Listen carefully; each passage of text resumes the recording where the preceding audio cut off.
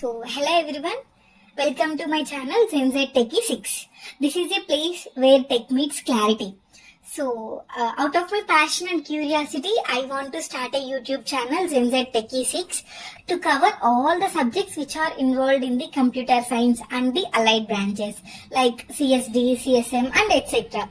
So basically it will help the students who are struggling in their BTech to learn the core subjects and core concepts. And very firstly, I wanted to start with SQL.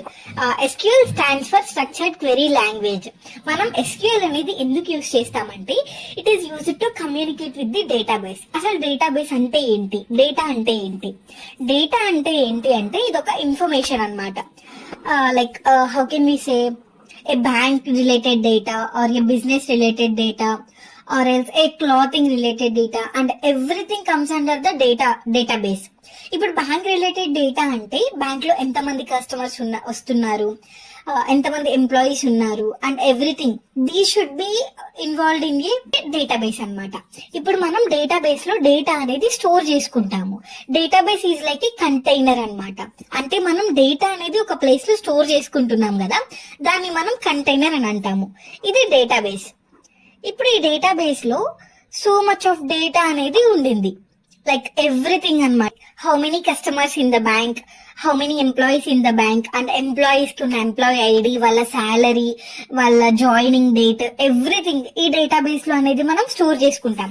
ఇప్పుడు for example మనకి ఒక person యొక్క date of joining అనే information కావాలి.